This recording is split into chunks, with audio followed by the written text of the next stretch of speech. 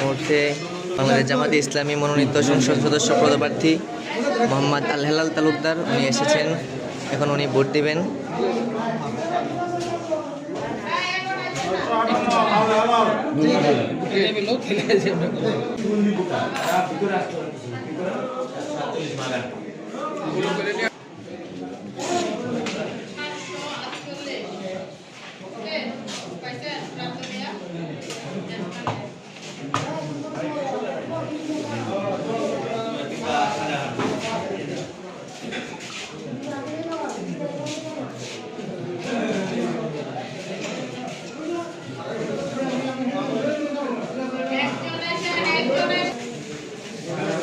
একটু অপেক্ষা করো।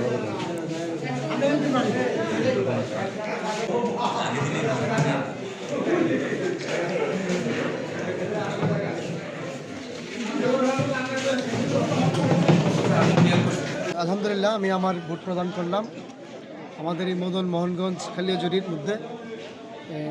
মোহনগঞ্জ এবং খালিয়াজুরিতে মোটামুটি আলহামদুলিল্লাহ ভোট সুষ্ঠু হচ্ছে এখন পর্যন্ত। যেখানে কোথাও কোথাও আমাদের এজেন্টদের বা সাধারণ ভোটারদের হুমকি দেওয়া হচ্ছে, না ভোটের প্রচারণা চালানো হচ্ছে।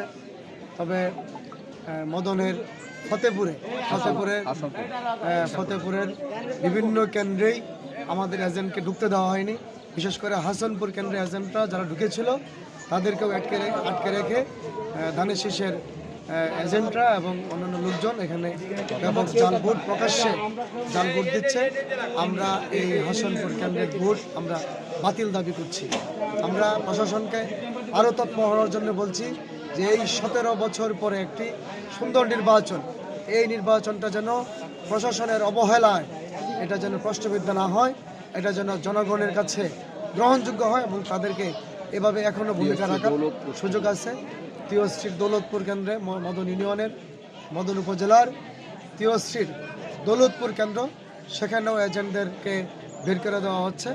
এছাড়া আমাদের মোহনগঞ্জ খালিয়াজুরির মধ্যে মোহনগঞ্জ খালিয়াজুরিতে আলহামদুলিল্লাহ এখন পর্যন্ত ভোটের পরিবেশটা সুষ্ঠু আছে।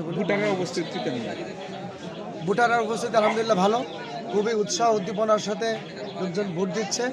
17 বছর পরে একটা ভোট, কিন্তু কিছু কিছু ভোটারদেরকে ভয়ভীতি দেখানো হচ্ছে, রাস্তাঘাটে আসার পথে ভয়ভীতি দেখানো হচ্ছে।